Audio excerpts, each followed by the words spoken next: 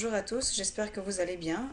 Je remercie encore une fois MyGap TV pour l'invitation sur leurs médias afin que j'ai l'opportunité de m'exprimer et donner ma vision de l'organisation de l'élection au Togo.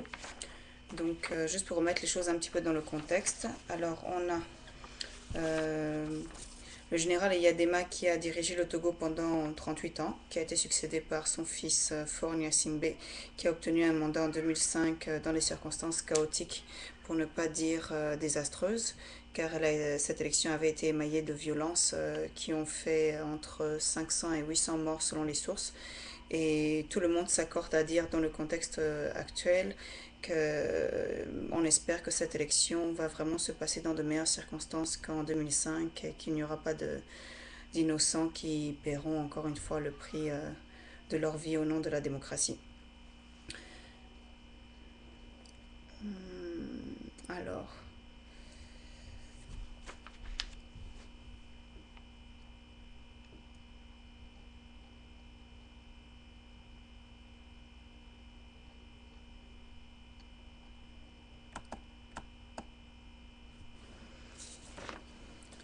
je viens de lire tout à l'heure dans la presse qu'il y a 4 partis politiques de l'opposition qui se mettent ensemble afin de mettre à disposition leurs ressources et expériences pour assurer la transparence du processus électoral. Ben, je ne sais pas exactement comment ils vont s'y prendre, mais j'espère effectivement qu'il y aura un minimum de transparence. Et je leur souhaite vraiment que ce processus électoral se passe dans les meilleures conditions et surtout notamment sans violence. Aujourd'hui, il y a effectivement les forces de l'ordre et de sécurité qui ont voté, 72 heures avant que les citoyens togolais puissent avoir aussi l'opportunité d'exprimer leur voix. J'ai par ailleurs appris tout à l'heure, à ma grande surprise, je ne le savais pas, que les Togolais à l'extérieur sont privés de leur droit de vote. Bon, pour moi, c'est une breaking news parce que je ne le savais pas et je suis quelque peu outrée de savoir qu'il y a des personnes qui soient privées de leurs droits civiques. Et je ne sais même pas sur quel motif d'ailleurs, je me pose la question. Et quelqu'un m'a dit tout à l'heure que ce n'était certainement pas le seul pays qui privait ses citoyens, lorsque ceux-ci vivent à l'extérieur et font partie de la diaspora, enfin de les priver de leur droit de vote. Moi, c'est quelque chose qui me choque et je trouve ça inconcevable. Enfin, bref. Quoi qu'il en soit, alors, je ne sais pas s'il y a des personnes qui ont des questions à me poser par rapport aux élections. Alors, que penses-tu du déroulement à venir des élections? Qu'est-ce que je pense du déroulement à venir des élections au Togo? Je pense qu'il y a de la tension dans l'air. Je pense que même si en théorie c'est un vote qui est supposé être libre et transparent, et même si vraisemblablement il y a l'opposition qui essaie en tout cas un tant soit peu de s'unir afin d'apporter, comme ils ont dit, leur expérience et leurs ressources afin de s'assurer que le vote soit transparent. C'est tout ce que je leur souhaite et qu'il n'y ait surtout pas de violence pour pas qu'on ait le même scénario qu'en 2005. Donc, je ne sais pas, on verra. Que peut attendre le peuple togolais de la diaspora? Que peut attendre le peuple togolais de la diaspora qui elle-même est privée de son vote? Je pense qu'elle espère que les citoyens togolais qui, eux, ont la chance d'exprimer leurs droits civiques puissent prendre conscience de la chance que eux ils ont, contrairement à eux, qui sont privés de ce droit, et qu'ils puissent, malgré tous les doutes qu'il peut y avoir selon le déroulement du scrutin, qu'ils puissent quand même être restés mobilisés, motivés et qu'ils aillent exprimer leur voix dans l'espoir que le scrutin soit transparent. Je pense que c'est la meilleure des choses qu'ils puissent faire, c'est simplement accomplir leurs droits civiques. Maintenant, il est vrai que le reste ne dépend pas d'eux, mais que chaque citoyen au moins s'acquitte de sa tâche.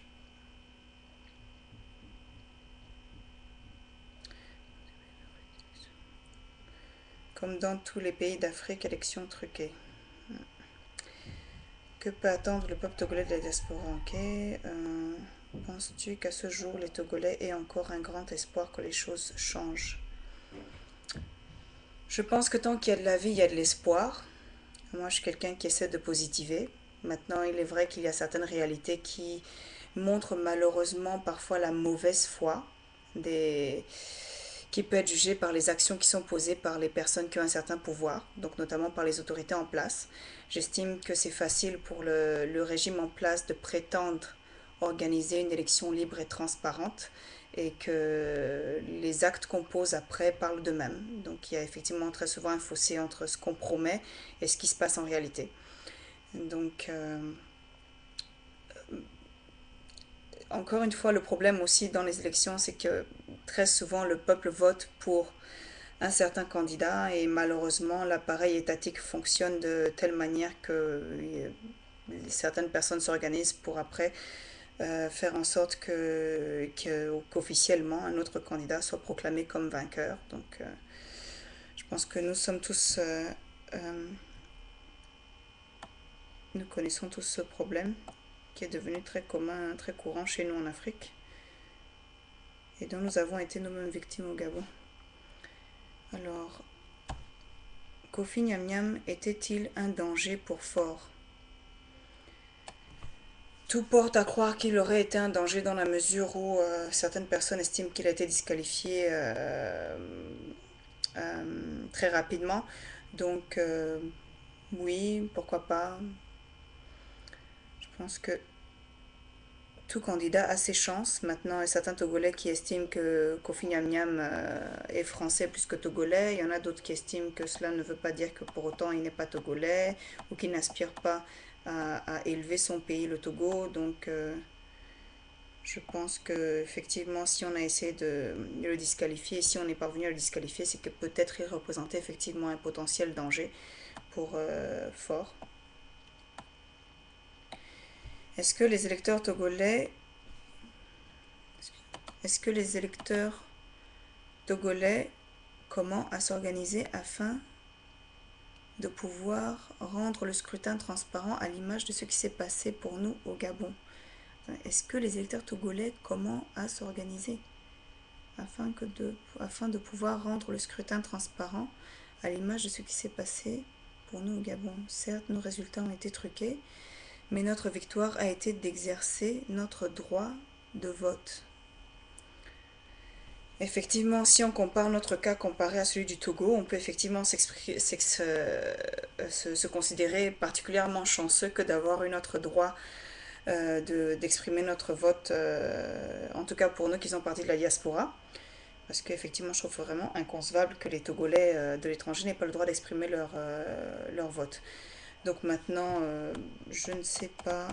C'était quoi la question exactement? Comment s'organiser afin de pouvoir rendre le scrutin transparent à l'image des... Déjà, nous, contrairement aux Togolais, dans la loi électorale gabonaise, nous avons aussi un droit de regard quant au dépouillement. Malheureusement, les Togolais n'ont pas le même droit que nous. Donc je comprends qu'il soit plus facile pour des personnes de mauvaise foi, en tout cas, d'essayer de biaiser et de fausser les résultats. Comme d'ailleurs une vidéo l'a illustré en 2005, on a pu voir un militaire qui rentrait pendant qu'ils étaient en train d'opérer le décompte et qui brutalement s'est emparé de l'urne, a tiré à tout va et s'est enfui avec. Donc effectivement, je dirais qu'au Gabon, on s'en est sorti de manière un peu plus décente. Nous, on a su truquer la chose avec un peu plus de diplomatie, on va dire. La mobilisation des anges gardiens a été remarquée hier à la réunion organisée par le FRAC après les élections. Les anges envisagent-ils des actions? Oui, les anges gardiens envisagent des actions, mais qui ne sont pas uniquement limitées dans tout ce qui est la transparence du processus électoral. Nous avons décidé de nous engager dans un certain nombre de choses, notamment avoir une commission qui s'occupera de ce qui est éducation en Afrique, de manière générale, de ce qui est éducation civique, la citoyenneté mondiale, les droits de l'homme, une commission qui s'occupera de tout ce qui est droits de l'homme, assistance et observation électorale et la promotion de la vie démocratique. Enfin, il y aura différentes commissions comme ça qui auront différentes tâches. Donc oui, les anges gardiens continuent à développer leurs actions. Bonsoir, en quoi consiste cette télé? Bon, Victor, je te laisserai répondre à cette question. Vous posez vos questions en direct, il s'agit des élections du Togo. Ok, oui, c'est la réponse de... Ok, ok, merci, d'accord. Triste réalité, quelle possibilité d'action en ce cas? Des possibilités d'action qui soient concrètes et faciles à réaliser et qui ne soient pas forcément coûteuses. Nous en avions dans la stratégie des anges gardiens, mais il est vrai que toute la problématique vient du fait qu'il faut avoir en face des personnes qui soient de bonne foi. Sinon, tout à l'heure, effectivement, j'ai lu un article sur RFI d'un des observateurs de l'Union européenne qui en venait à se poser la question, nous sommes en train de discuter en ce moment comment être sûr qu'il n'y a pas de fraude dans les bulletins. Bon, effectivement, j'ai eu accès à un certain nombre de documents qu'ont les commissions, les, les bureaux d'observateurs. Et il est vrai que quand on a juste besoin de cocher un certain nombre de cases pour valider si une élection s'est passée dans de bonnes conditions, il y a certains facteurs qui ne rentrent pas forcément en considération. Donc, moi, je pense qu'il est très facile avec une mobilisation citoyenne. Nous avions par exemple des compteurs électroniques, comme ceux qu'ont les hôtesses d'avion dans les avions pour compter le nombre de passagers, qui vont jusqu'à 1000. Et il suffisait de compter le nombre de personnes qui venaient dans un bureau, qui votaient dans un bureau de vote spécifique et de le comparer par exemple avec le nombre d'enveloppes qu'il y a dans l'urne. S'il s'avère qu'il y a vraiment beaucoup plus d'enveloppes dans l'urne qu'il n'y a eu de personnes qui sont passées dans ce bureau de vote en réalité, c'est qu'il y a vraisemblablement eu un bourrage d'urne. C'est une technique qui ne coûte pas un rond et qui est tout à fait applicable parce qu'il serait tout à fait facile, comme nous avons pu le faire, de mobiliser un certain nombre de citoyens qui pourraient s'acquitter de cette tâche. Donc avoir un groupe entre 5 et 8 personnes qui se retrouveraient dispatchés dans les 6000 bureaux de vote à l'échelle nationale, de manière à couvrir toute la zone. Et c'est comme ça qu'il y a une remontée d'informations assez rapidement, parce que les gens sont là et qu'ils assistent réellement au dépouillement du scrutin. Mais encore une fois, il faut avoir en face des personnes qui soient de bonne foi, qui soient bons joueurs, et qu'il n'y ait pas des personnes qui fassent quelque abus de pouvoir que ce soit, ou d'oppression que ce soit. Au cas où les élections... Alors... au cas où les élections sont truquées, quelles actions pouvez-vous mener pour aider les Togolais? Au cas où les élections sont truquées, quelles actions pouvez-vous mener pour aider les Togolais? Ben, il faudrait déjà que les Togolais nous sollicitent. On ne va pas aller jouer les oraux si jamais les Togolais n'estiment pas qu'ils ont besoin des anges gardiens pour les aider à faire à quelques revendications. Donc nous nous sommes notamment rapprochés des parlementaires à Strasbourg, avec qui il y a certaines équipes qui font un travail ensemble afin de voir s'il n'y a pas un boycott qui peut se faire pour ne pas cautionner un certain nombre de choses à l'échelle internationale, donc priver un certain nombre de choses dans le pays en termes de coopération et certaines choses comme ça. Mais bon, le Togo a déjà été victime de certains embargos, donc je ne suis pas sûre que tout ceci aide dans la finalité à vraiment avancer le pays. Mais bon, ce sont des dispositions qui sont prises comme ça par la communauté internationale. Le tribunal d'instance international, je ne sais pas si jamais pouvait avoir des recours. Il faut surtout avoir les preuves de ce qu'on avance. Donc il est vrai qu'il y a beaucoup de rumeurs au niveau d'un certain nombre de choses qui se passent. Maintenant, il faut avoir les preuves de ce qu'on dit. Nous avons bien eu des recours en justice qui se sont faits pour notre élection. On a bien vu comment ça a terminé par une validation de la candidature de M. Ali Bongo, malgré toutes les preuves atteignantes qu'il y a eu sur toutes les infractions juridiques qu'il y a eu sur un plan légal. Donc on voit bien que quand certaines choses sont biaisées, il est difficile de pouvoir faire appliquer un certain nombre de choses quand on n'est pas dans un pays qui est un état de droit, malheureusement. Mais bon, tant qu'il y a de la vie, il y a de l'espoir. Alors, Ali avait demandé à devenir...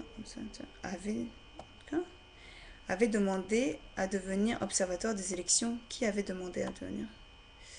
Là, je ne sais pas. Moi, je n'ai jamais demandé à être observateur des élections au Togo. À une certaine époque, il y a certaines personnes qui ont sollicité les anges gardiens. Il n'y a pas eu de suite. Donc, je ne sais pas si c'est parce que nous avions spécifié que nous n'allons pas pour quelques candidats que ce soit, mais que nous essayons de défendre les droits civiques de tous citoyens et que nous sommes du côté de la société civile. Donc, nous avons effectivement cette vision dans l'espoir d'avoir en face de nous effectivement des candidats qui à l'unanimité sont bons joueurs et ainsi on souhaite que le meilleur gagne et que la voix du peuple soit entendue. C'est la philosophie des anges gardiens. Donc maintenant, après, on n'a pas eu de suite. Peut-être que ces personnes-là auraient espéré que les anges gardiens appuient un candidat en particulier. Je ne sais pas ce qu'il en est. Mais ce n'est pas pour autant que nous ne soutenons pas ou nous ne sommes pas solidaires des citoyens togolais de manière générale et que nous espérons vraiment que ce scrutin soit libre et transparent et que leur vote soit entendu. Peut-on prendre le pouvoir en Afrique autrement qu'avec des coups d'État? Très bonne question. Quand on pousse les citoyens à bout, il est vrai que on peut voir ce qui s'est passé notamment au Niger, hein. Il y a un coup d'État, il y a un certain nombre de personnes qui sont très très heureuses qu'il y ait eu ce coup d'État parce qu'ils ont l'impression que c'est porteur d'espoir pour une réelle alternative. Donc en soi, ce n'est pas quelque chose qu'on encourage, mais dans des contextes particuliers, on peut comprendre qu'il y ait parfois des coups d'État quand notamment un peuple arrive à bout, quoi. Donc voilà, après il faut juste s'assurer que les personnes qui sont là pour assurer un certain type de transition tiennent parole et assument leurs responsabilités de manière à ce que le reste se fasse sans problème et que la voix du peuple soit réellement entendue. Voilà. Pensez-vous que l'alternance soit possible en Afrique et particulièrement au Togo? Je pense qu'il y a effectivement de l'espoir pour l'alternance en Afrique, ça c'est sûr. Je ne suis pas défaitiste. Je pense effectivement qu'avec les nouvelles générations, elles sont porteurs d'espoir. Pour avoir dans mon cas travaillé avec un certain nombre de jeunes qui étaient affiliés au système en place, donc des enfants de ceci ou cela, j'ai bien pu voir qu'il y avait un clash entre parfois ce que nos parents qui ont des responsabilités sont prêts à assumer et ce que leurs enfants sont prêts à cautionner. Donc je pense effectivement que la jeunesse prend conscience d'un certain nombre de choses. La jeunesse actuelle a une vision pour l'Afrique, ce dont parfois je trouve manque certains de nos dirigeants. La jeunesse africaine a envie d'élever son continent, a envie de tourner la page sur les clichés et les stéréotypes dont sont victimes les Africains. Il est plus que temps que nous soyons aujourd'hui symboles de réelle émergence, de réel potentiel intellectuel, et que nous ne soyons pas juste là pour donner nos ressources et nous-mêmes rester pauvres, affamés, et que nous soyons des personnes qui dépendent des dons que veulent faire les uns et les autres à l'égard de l'Afrique en termes d'aide au développement, alors que nous aurions très bien les moyens de nous-mêmes subvenir à nos besoins si toutefois il y avait effectivement un minimum de bonne gouvernance et un sens de responsabilité et de sérieux au sein de nos dirigeants africains. Nous savons déjà que Nicolas Sarkozy félicitera le prochain président. Ceci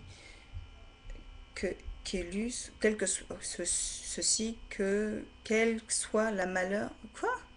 Quel que soit... Non, alors, qu'est-ce qu'il a écrit? Nous savons déjà que Nicolas Sarkozy félicitera le prochain président. Ceci soit la manière avec laquelle il prendra le pouvoir. Comment considérez-vous cet homme? Comment je considère Nicolas Sarkozy?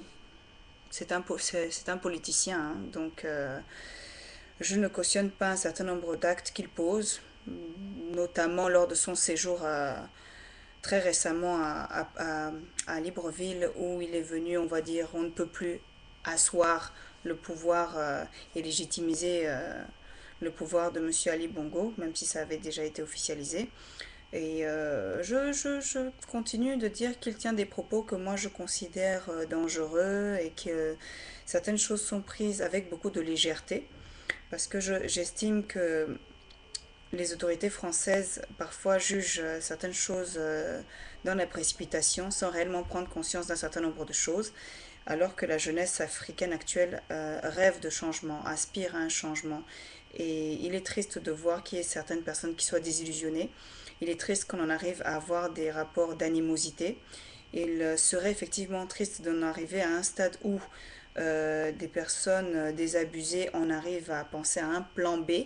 Il est vrai que les Africains ne sont pas connus pour être des terroristes et je ne les encourage pas, mais il ne faut pas croire non plus que certains sont prêts à continuer à laisser faire un certain nombre de choses telles qu'elles se font déjà depuis des décennies et qu'un certain nombre de personnes aspirent au changement et qu'il est tout à fait normal que ces choses-là qui ne seraient jamais cautionnées en Europe, bah, il est on ne peut plus normal que nous revendiquions aujourd'hui en Afrique la démocratie qu'on connaît en Europe et ailleurs. Il n'y a pas de raison que ce soit uniquement en Afrique qu'on ait des dirigeants qui soient là pendant 50 ans, 40 ans, sans que cela ne pose problème à qui que ce soit, sauf les citoyens eux-mêmes, et que la communauté internationale ne dise rien, ou ne pénalise pas de manière conséquente. Est-il possible pour vous d'imaginer Faure gagner les élections d'une manière transparente? J'en doute fort, franchement. Et je pense d'ailleurs que c'est la raison pour laquelle je pense que le côté libre et transparent de cette élection ne sera que purement théorique. Si, et là je ne parle pas uniquement dans le cadre des élections togolaises où on remet en question la potentielle élection de Faure Gnassingbé, mais de manière générale, dans les autres pays à l'heure actuelle, si vraiment certaines personnes sont persuadées de réellement gagner ces élections, bah, j'encourage l'État, le pays qui sera le premier à avoir un scrutin libre et transparent, comment on appelle ça, avec droit de regard des citoyens, qui engagerait les citoyens comme ici en Europe à assister au dépouillement du scrutin. Je demande à voir, hein, parce que franchement, il y a tellement d'enjeux, les personnes qui ont des égos gros comme des montagnes, c'est pas évident. Et effectivement, quand ils ont certains avantages parce qu'ils font partie de l'appareil étatique, on peut comprendre qu'ils mettent un certain nombre de choses en place pour s'assurer que les choses n'iront pas contre leur sens. Donc c'est la triste réalité. Mais il faut voir comment est-ce qu'on peut faire en sorte de contrecarrer tout ça. Il faut y réfléchir, il faut voir, je sais pas. Quand la justice et la démocratie n'existent pas, le coup d'État est peut-être la seule arme efficace, avec une armée qui a juré de prendre fait et cause pour la défense de la nation. Ne pensez-vous pas? Je peux comprendre. Non, ça, je pense que c'est quelque chose que beaucoup de personnes ne veulent pas dire haut et fort, mais je peux comprendre que quand on arrive à bout, c'est pas pour rien que des grandes nations comme la France et d'autres pays ont connu des révolutions. Nous, on n'a pas connu de révolution en Afrique. On a juste connu une phase de décolonisation. Ce n'est pas la révolution, ça. Mais je peux comprendre qu'au jour d'aujourd'hui, vu tout ce que certains pays ont eu à vivre avec des dirigeants qui s'enracinent, bah, qu'il y ait des personnes, enfin, qu'il y ait certaines choses qui se mettent en place. Je pense que c'est tout à fait comme on a pu le voir au Niger d'ailleurs, hein. En parlant de jeunesse, que penses-tu des jeunes Gabonais, nombreux qui souhaitent Ali malgré la réalité de la fraude et des violences que nous avons connues au Gabon? Pour avoir discuté avec un certain nombre de PDGistes et pour avoir moi-même des cousins à moi qui sont PDGistes, je comprends, c'est leur candidat, je ne dirais pas pour qui j'ai voté, c'était peut-être mon candidat aussi, qui sait. Simplement, je dirais que là, ce qui m'a dérangé, effectivement, s'il avait été le réel gagnant, parce que je refuse, même s'il avait été mon candidat, de cautionner quelque fraude que ce soit. J'ai énormément de fierté et j'aurais eu du mal à accepter que le candidat pour lequel j'avais voté aurait une seule seconde pu apparaître comme quelqu'un qui aurait volé cette élection. Donc à partir de là, mes attentes à son égard étaient différentes. C'est-à-dire que si effectivement ça avait été une élection transparente, je pense que il y aurait eu matière, il avait la possibilité de pouvoir le prouver en exposant des procès-verbaux, parce que nous avons eu un droit de regard, donc effectivement il y a un certain nombre de personnes, dont moi et d'autres personnes, qui avons des procès-verbaux originaux, et nous sommes en mesure de pouvoir vérifier un certain nombre de choses pour voir si les résultats officiellement annoncés coordonnent les résultats que nous avons. Donc c'est là où j'ai un problème. Donc je peux comprendre qu'il y ait des gens qui le soutiennent malgré le passage en force. Maintenant, moi, je ne cautionne pas pour autant la méthode. C'est tout. Sachant que les élections sont régulièrement truquées, pensez-vous que les élections présidentielles soient toujours nécessaires ou le combat est ailleurs? Ah là là là là. La question de fraude, effectivement, à l'échelle internationale d'ailleurs, est un vrai souci. Et je pense juste qu'il est possible d'avoir des élections transparentes. Maintenant, peut-être qu'il faut qu'on puisse prouver comment, parce que je suis encore une fois étonnée de voir que l'observateur se pose la question à savoir comment savoir qu'il n'y aura pas bourrage d'urne. C'est très technique. Il y a des méthodes qui sont très techniques, mais encore une fois, il faut que les portes soient ouvertes de manière à ce que tout le monde puisse être présent et qu'il y ait comptage de voix qui soit médiatisé, pourquoi pas. Je ne vois pas pourquoi c'est une affaire qui est secrète alors que tout ce qui est politique concerne les citoyens et c'est une chose publique. Donc effectivement, peut-être qu'il faudrait réfléchir à la méthode et si on s'accorde à l'unanimité à changer la méthode courante des élections pour voir peut-être où est le problème et comment y remédier. Peut-être qu'effectivement on pourrait voir les choses différemment et avoir d'autres types d'élections et peut-être connaître un jour une réelle élection transparente avec des caméras et sans qu'on ait rien à cacher. Quel est le bilan dont on peut faire de l'action des anges gardiens? Le bilan de l'action des anges gardiens. Quelle était l'action des anges gardiens? L'action des anges gardiens consistait à lutter contre le défaitisme des gens. Effectivement, quand il y a des personnes qui doutent de la crédibilité d'un scrutin, on se demande pourquoi se fatiguer à aller s'inscrire, pourquoi dépenser autant d'énergie à s'inscrire, à aller le jour du vote, à se taper la queue et à voter, quand on sait que vraisemblablement tout porte à croire que tout est biaisé. Voilà ce contre quoi je voulais lutter à l'époque où j'ai créé les Anges Gardiens. C'était précisément pour lutter contre ce défaitisme, surtout quand il y a matière à douter de la bonne organisation des élections. Parce qu'aujourd'hui, j'ai compris une chose. Même si nous n'avons pas eu gain de cause, qui à l'époque était la demande de report de l'élection pour avoir une réelle élection libre et transparente.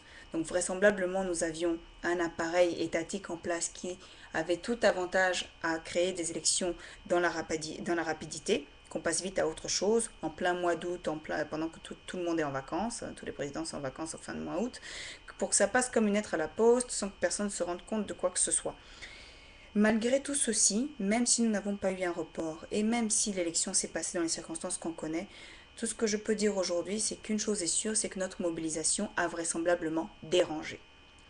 Donc, il est vrai que si nous ne nous désengageons pas de la chose politique, parce qu'il faut bien comprendre que après ce qui s'est passé au Gabon, après les nominations que nous avons vues, après le nombre de personnes que nous avons connues dans l'activisme qui ont intégré le régime actuel, il y a un certain nombre de personnes qui se sont senties désillusionnées, découragées et qui ont mis presque une croix sur la chose politique et qui ont dit qu'ils ne voteraient plus jamais.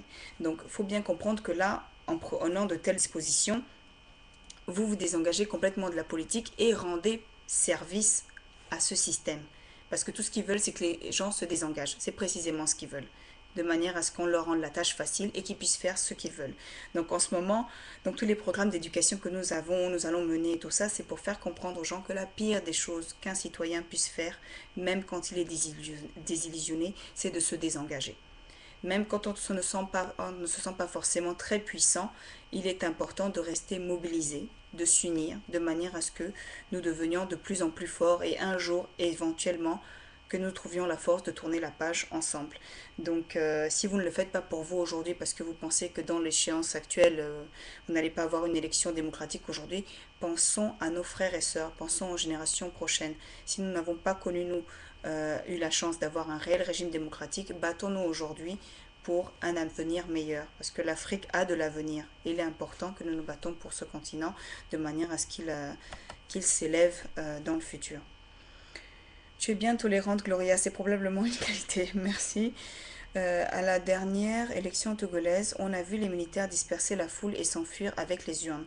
Y a-t-il, au vu de tels actes, besoin de se poser des questions sur la légitimité du président proclamé vainqueur? Non, je partage entièrement votre avis. Voir de telles vidéos, il n'y a rien de plus choquant. On voit bien comment les choses se passent. Il y a des gens qui ont, de par leur fonction, une certaine autorité. Malheureusement, j'estime qu'on ne parle pas souvent des militaires qui, c'est triste à voir, jouent un rôle, au lieu de nous défendre, nous les citoyens, malheureusement prennent un parti et jouent le mauvais rôle. Donc il est effectivement triste de voir ce que représentent les forces de l'ordre chez nous en Afrique.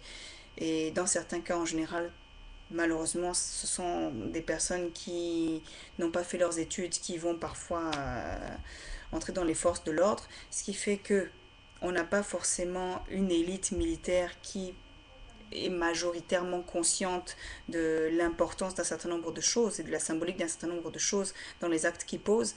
Et c'est triste, c'est lamentable, c'est déplorable. Donc, il y a beaucoup de personnes qui ont leurs responsabilités quand on voit ce qui se passe chez nous en Afrique. Il ne suffit pas d'une personne pour imposer un certain nombre de choses.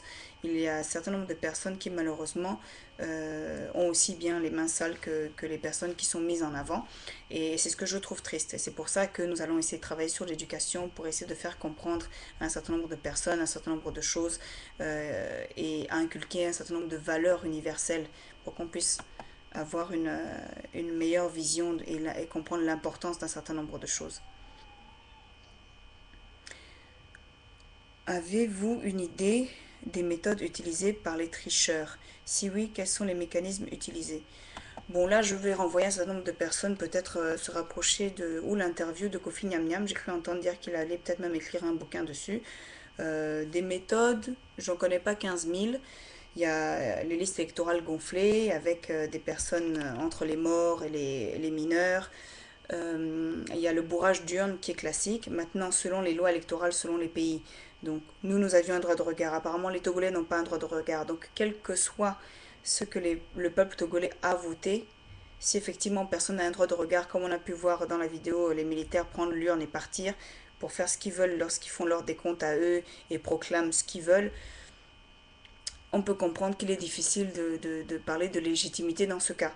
Donc, c'est pas facile tout ça. Gloria Mika, un problème au niveau de nos pays africains, c'est qu'ils ne sont pas prêts pour la démocratie. Télésphore, bonsoir, comment vas-tu? Je comprends que toi, tu y tiens à cette histoire du continent africain qui n'est pas prêt pour la démocratie. Le contexte n'est pas du tout propice. Mais monsieur Télésphore, qui doit assainir pour nous le contexte démocratique? Effectivement, je me pose aussi la question.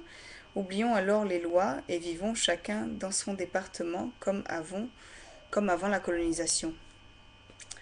C'est ça, je trouve un petit peu déplacé quand les gens disent que l'Afrique n'est pas prête pour la démocratie. Même si elle n'est pas prête pour la démocratie selon certains, qui est-ce qui est réellement apte à en juger? Et de quel droit? Ou alors, si effectivement nous ne sommes pas en réalité sous des régimes démocratiques, appelons un chat, comme ça les gens ne se plaindront plus. Si effectivement il y a des monarchies par-ci et par-là, comme on a pu le voir, parce que vu que dans certains pays africains on a vu des successions, notamment au Togo, RDC, maintenant au Gabon, je veux dire, si c'est ça, qu'on change le régime tranquillement, je pense qu'après au moins on saura à quoi s'en tenir, on saura qu'on est en monarchie, c'est tout. Mais qu'on ne se fasse pas appeler parti démocratique, pays démocratique, et après qu'on fasse partie d'un appareil étatique, qu'on utilise les forces de l'ordre pour réprimer les peuples. Je trouve ça lamentable, enfin, je trouve ça triste. Alors, c'est une insulte que vous faites aux Africains en ce sens que la liberté et le rêve ne leur sont pas permis. Effectivement, je pense aussi, au peuple de quel droit on pourrait dire que les Africains contrairement à d'autres peuples, ne méritent pas la démocratie. Pourquoi? C'est vraiment dénigrer, nous dénigrer, je ne vois pas en vertu de quoi. Bientôt des élections aussi en Guinée.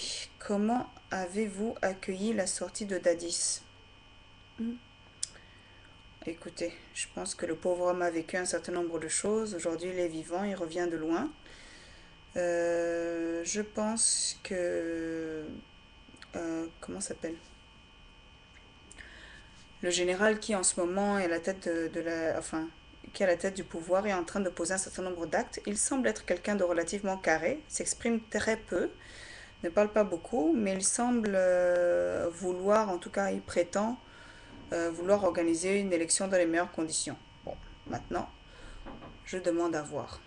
Tout comme au Niger. C'est-à-dire que toutes ces personnes-là posent des actes, sont tous des militaires, qui ont donc un certain pouvoir. Et il faut voir, après, il y a l'être humain derrière.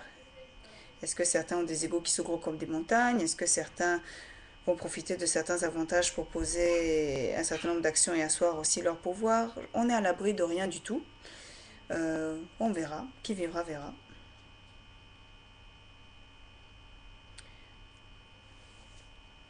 Il n'y a pas de mal pour nous, population, de comprendre et d'accepter que la démocratie devrait être repensée.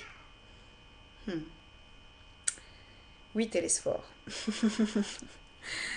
Il n'y a pas de mal, effectivement. Sauf que, pour ma part, moi, citoyenne africaine, quand j'entends certaines personnes dire que nous, les Africains, ne sommes pas prêts pour la démocratie, je me sens quelque peu offusquée.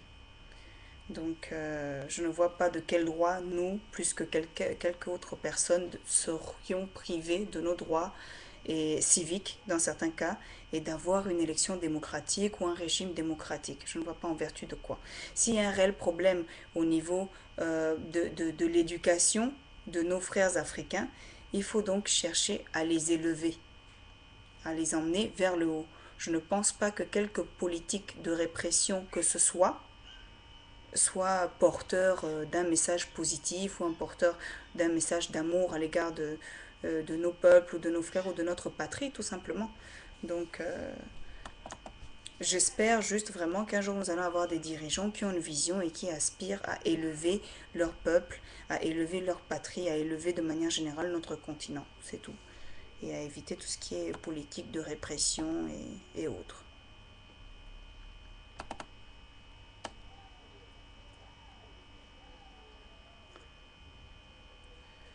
Le cas du Niger vous inspire quelle réaction?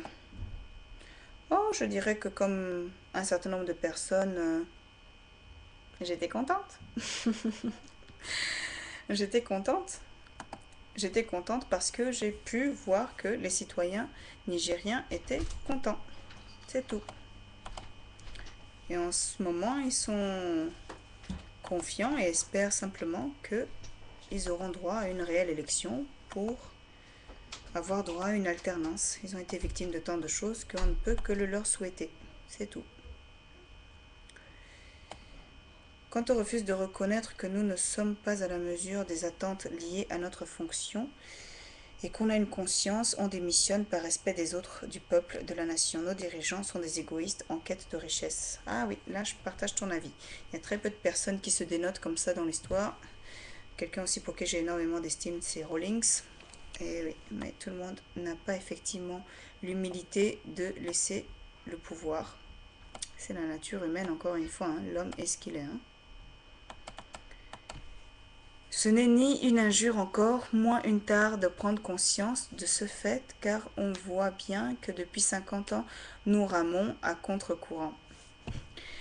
À contre-courant de ce que nous appelons la démocratie. Mettez l'espoir. Pour quelles raisons nous ramons?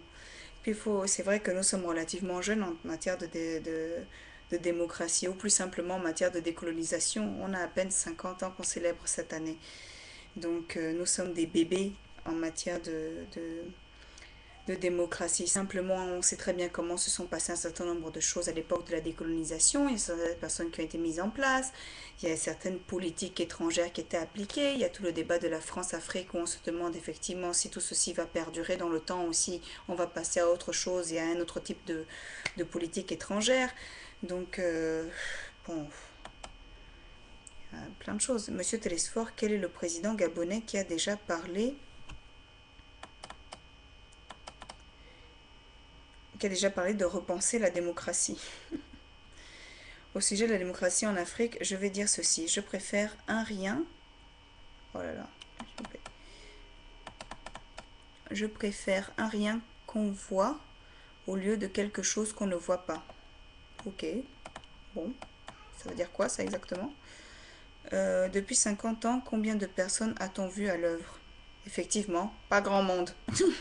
C'est pour ça que beaucoup de pays aspirent à une alternance. C'est précisément là qu'il est tout le débat. Il n'y a pas de raison qu'il y ait des régimes qui perdurent dans le temps. Autant être alors aveugle, monsieur Télésphore. Ok. Les anges, Gloria, néglige,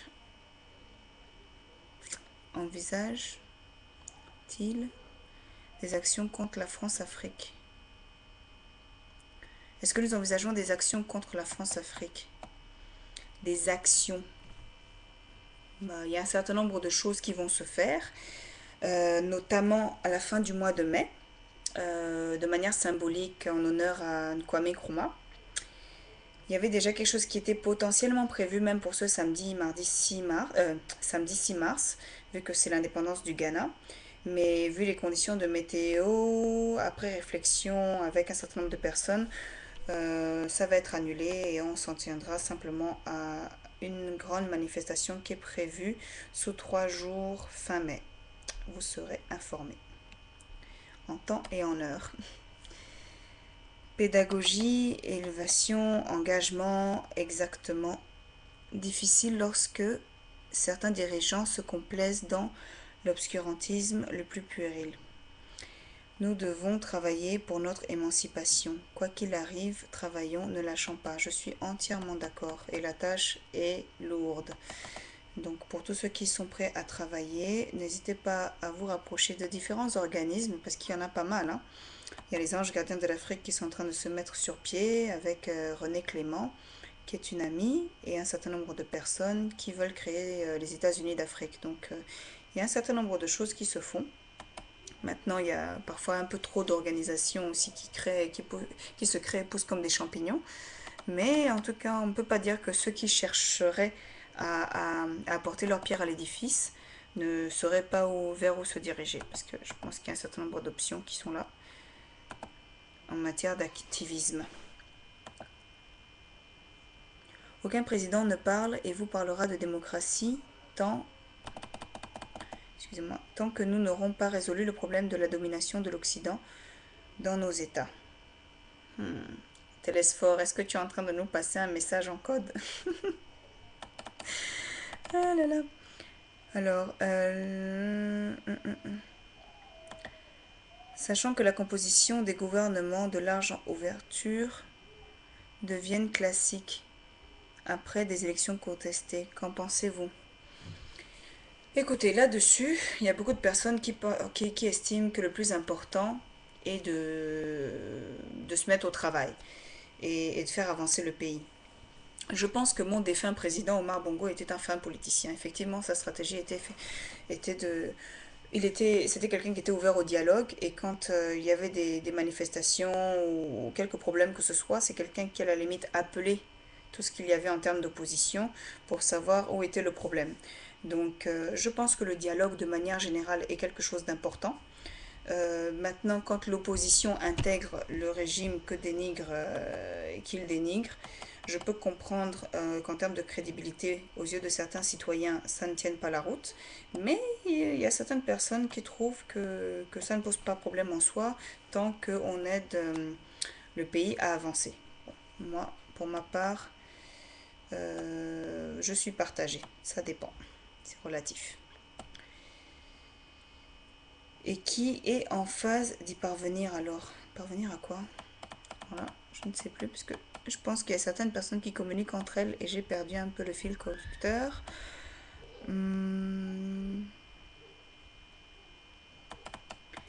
Donc, le vrai combat n'est pas au niveau de nos frères dirigeants. Thomas Sankara et d'autres comme Patrice Lumumba l'avaient compris, oui, Télésphore. Le problème est au niveau de la domination occidentale, ok. ces dirigeants ne sont pas nos frères quand ils circulent en 4x4 climatisés et qu'ils se complaisent de nous voir marcher dans la boue sans eau ni électricité. Ce sont nos premiers ennemis. Je vais vous dire une chose, cher Jaren, nos présidents africains sont des roues dépompées. Excusez-moi. Nos présidents africains sont des roues dépompées sans l'Occident. Excusez-moi, c'est une réaction spontanée quant aux propos de Télésphore, qui ne sont pas forcément incohérents. Euh, oui, bon, échanger entre vous, ça, ce ne sont pas des questions qui me sont adressées. En tout cas,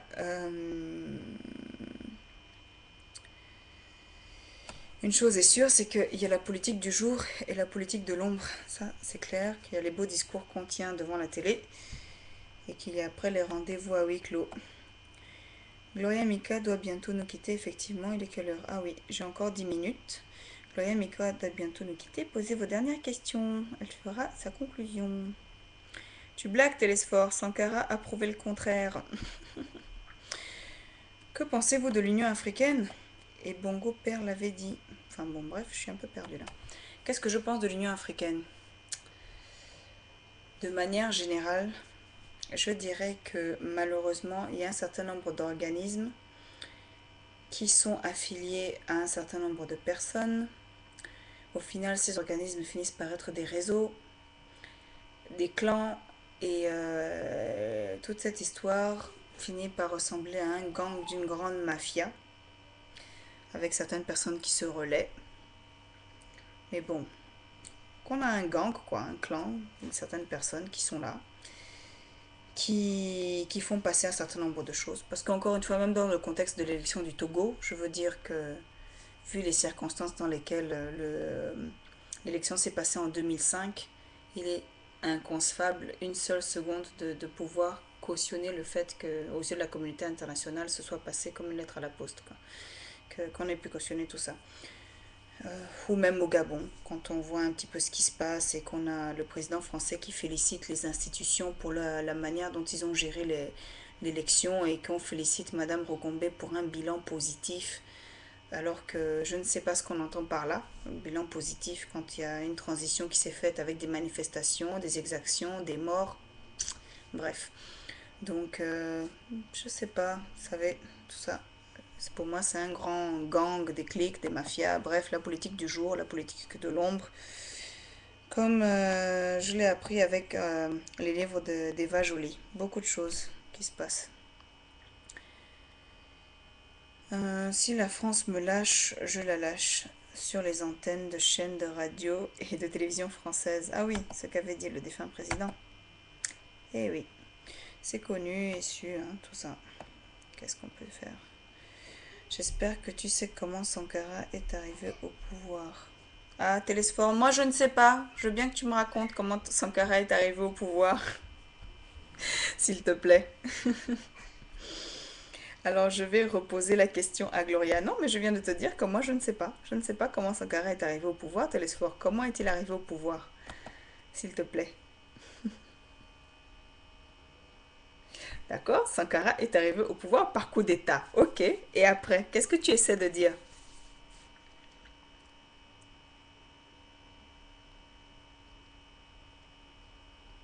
Pourtant, tous nous sommes fiers de son action. Oui, mais Rawlings, que j'ai cité tout à l'heure, n'est pas quelqu'un qui a été connu comme quelqu'un de très démocratique, hein, au début.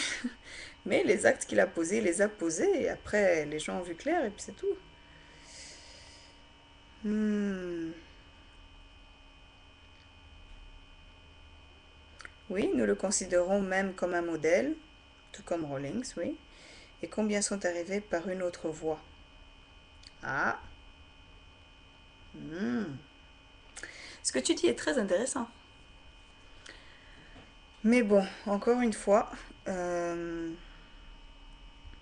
bref, on n'est pas là pour dire qu'on cautionne les coups d'État, mais quand il y a matière effectivement à ce qu'un peuple soit révolté ou à ce qu'il y ait quelconque instabilité ou insatisfaction à l'échelle patriotique quant à la personne qui est à la tête de l'État, Il ne faut pas se poser des questions si jamais effectivement il y a certaines actions qui sont posées par certaines personnes.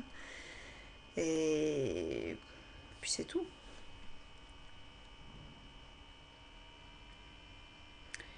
Alors c'est dire que le problème n'est pas tant la manière d'arriver au pouvoir, mais ce qu'on compte y faire quand on y accède. Ah non, Télésphore, là tu es trop fort, tu vois. Oui, mais encore une fois, faut voir dans les contextes, faut voir. C'est-à-dire que autant je peux cautionner et comprendre ce qui se fait au Niger en ce moment, ce qui s'est fait au Ghana avec Rawlings, ce qui s'est fait avec Sankara, autant par exemple dans le cas de l'élection du Gabon, où on a eu un passage en force, on n'a pas eu besoin d'un coup d'État, c'était un coup d'État électoral. Euh, je trouve que ce n'est pas, c'est donner matière à de potentiels putschistes de poser de tels actes, en se disant tout simplement qu'après il suffit de convaincre la population en posant tel et tel acte et, et ainsi les convaincre d'être le candidat pour lequel ils auraient dû voter et puis c'est tout. Après ça passe. Non, je pense que c'est dangereux que de cautionner tout ça. Non, je ne pense pas. Les États-Unis d'Afrique, pensez-vous que c'est une solution au problème de démocratie et de la pauvreté en Afrique? Euh, C'est une question qui se pose parce que il est vrai qu'à plusieurs reprises, il y a eu des tentatives des États-Unis d'Afrique. Ça ne date pas d'hier. Maintenant, il est vrai que malheureusement, il y a des... Comme l'Union européenne, hein, ça s'est pas fait en un jour. Il y a des questions de qui, que, quoi, comment, partout. Il y a quelqu'un aussi qui a proposé de diviser l'Afrique en quatre grandes parties, de manière à ce que ça soit un petit peu plus équitable avec certaines personnes, en rassemblant certains pays qui ont une économie un peu plus forte que d'autres ou des ressources plus importantes que d'autres. Enfin, c'est un débat qui est en cours, qui se discute avec un certain nombre de personnes qui ont cette vision-là de l'Afrique de demain pour nous sortir de ce qu'elle est aujourd'hui. Je ne suis pas sûre que c'est quelque chose qui se fera facilement. Je ne suis pas sûre que ce soit forcément la solution, mais c'est une solution parmi tant d'autres auxquelles certaines personnes ont songé. Je ne sais pas. Ceux qui sont arrivés par soi-disant quoi? Ceux qui sont arrivés par soi-disant voie normale, qu'ont-ils fait et pourquoi ne les considérons-nous pas comme des modèles hauts de Sankara? Je sais pas, mais ceux qui y ont accédé, qu'ont-ils apporté? Attendons voir ce qu'Ali va faire. Oui, Télésphore, on a compris que toi, tu es pro-Ali. Le contexte lui donnait la victoire. Non, le contexte ne lui donnait pas la victoire. Voler ou pas voler, en 40 ans, qu'a fait son père? Effectivement, car les amis et les soutiens de son père. Car les amis et les soutiens de son père. C'est où ça? Purée, ça va. Je suis perdue. Car les amis et les soutiens de son père avaient travaillé pour une telle succession. Non, Télésphore, sur quoi tu bases tes propos? C'est de la spéculation tout ça. Enfin. Une chose est sûre, c'est qu'on a une mascarade électorale, Télésphore. Tu le sais aussi bien que tout le monde. Nous avons un coup d'état électoral. Nous ne sommes pas arrivés au bout du décompte des voix. Et quand il y a eu un tant soit peu quelques émissions qui ont été télévisées, qui faisaient une remontée d'informations du décompte des voix, la dernière personne que je me souviens avoir énoncé que quand on n'est pas gagnant dans 7 provinces sur 9, on ne peut pas être président, effectivement, tu comprends que l'annonce officielle des résultats pose problème quand on... Télésphore, tu sais pertinemment aussi bien que tous les Gabonais qui ont eu un droit de regard sur ce vote que ton candidat Ali Bongo était troisième. Comme il a été écrit d'ailleurs dans l'article d'Ouest France qui est paru le 1er septembre, s'il te plaît. Et après 80% du décompte des voix. Donc, quand même, faut pas faire preuve de mauvaise volonté. Euh,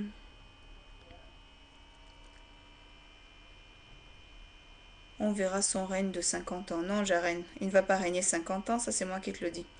Il faut être réaliste, quand on sème pendant 41 ans le bongoïsme, il ne faut pas s'attendre à récolter la démocratie. C'est faux, Télésphore. Tu le sais aussi bien que moi, c'est pas pour rien qu'il y a eu une mobilisation citoyenne qu'on a vue devant la commission électorale. Tu sais très bien, faut arrêter, faut parler franchement. On peut être pro telle ou telle personne, mais il faut quand même tenir un discours qui soit un tant soit peu cohérent quand même. Je veux dire, on sait tous la vérité, il n'y a pas de souci, hein. Il est passé en force, il est passé en force. Je veux dire, la présidente elle-même de la Cour constitutionnelle, qui est une femme très charismatique, ne trouvait pas ses mots pour annoncer les résultats officiels. On ne l'a jamais vu autant bégayer de sa vie. Donc, enfin bref, toutes les conditions qu'on connaît, il est passé, il est passé. Si tu estimes qu'il faut s'attendre à voir les actes qu'il va poser pour justifier le fait qu'il soit le meilleur des présidents parmi les autres potentiels candidats qu'il y avait, soit. Soit.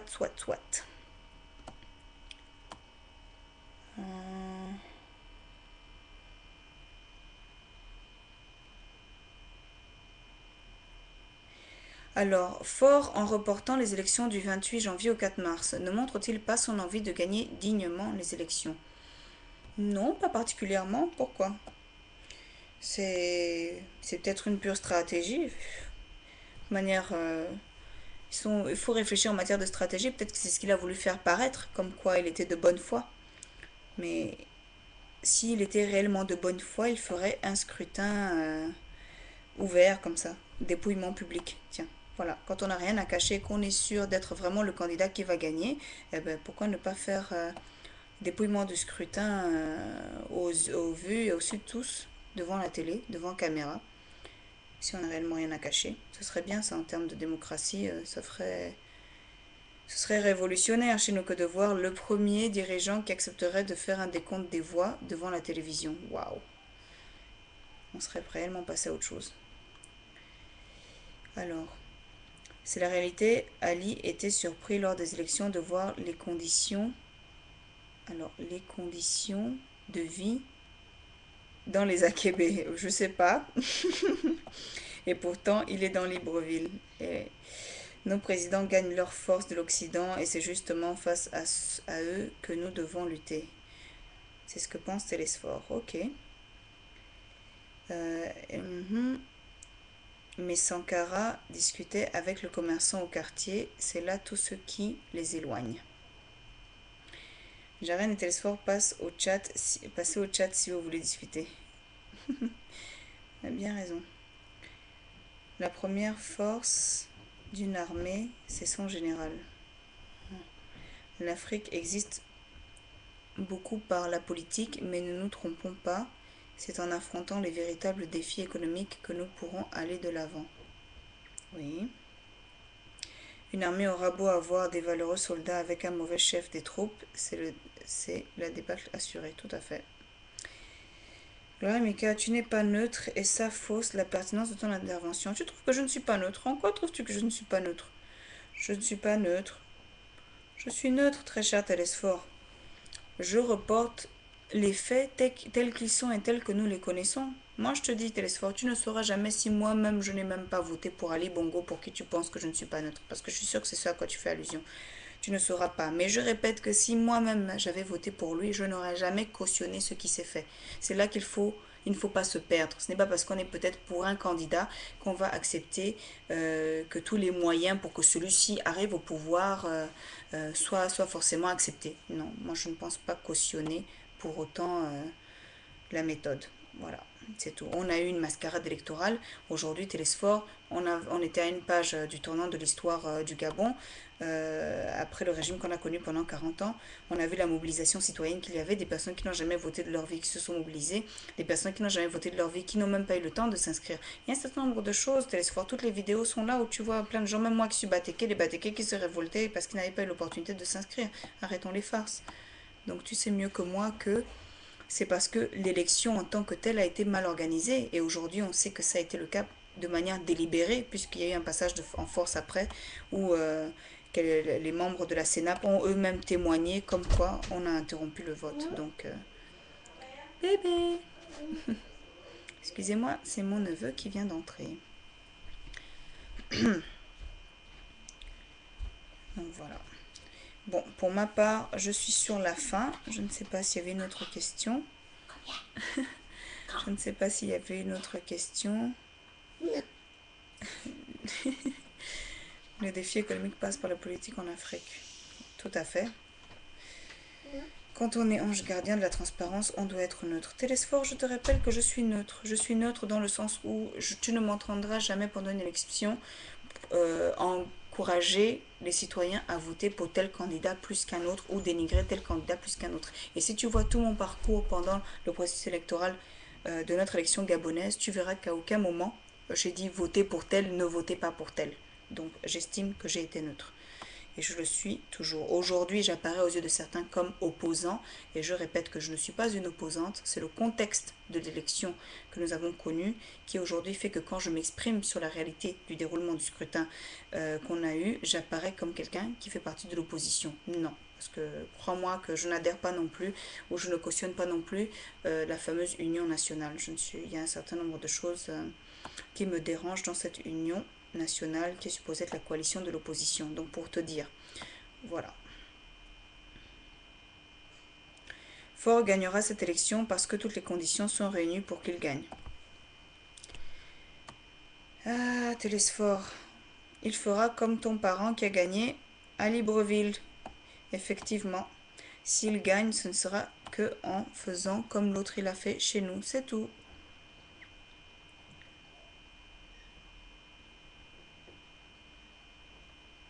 Faure avait gagné avec l'armée et le fera encore. Bon, il faut espérer que non, mais si effectivement il compte à prendre le pouvoir de force comme en 2005, et le faire de manière aussi grossière, ce serait très risqué. Encore des innocents qui en paient le prix, c'est tout. C'est ça.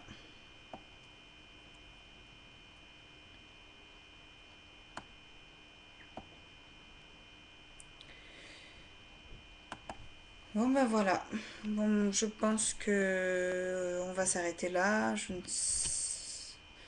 vous remercie infiniment pour toutes les questions, pour ce débat, pour cet échange et j'encourage le peuple togolais à rester mobilisé. Tant qu'il y a de la vie, il y a de l'espoir. Il faut voir, peut-être qu'effectivement, avec la coalition de l'opposition qui a dit qu'ils allaient mettre tous les moyens à leur disposition pour essayer de s'assurer d'avoir un scrutin transparent, il faut espérer que peut-être qu'ils arriveront à avoir les moyens qui le permettront. Et en tout cas, je le leur souhaite. Et j'espère, et tout ce que je souhaite pour le peuple togolais, c'est que vraiment tout se passe dans des conditions décentes et que la voix du peuple soit entendue. Je vous remercie. Bonne soirée. Au revoir. Merci, au revoir.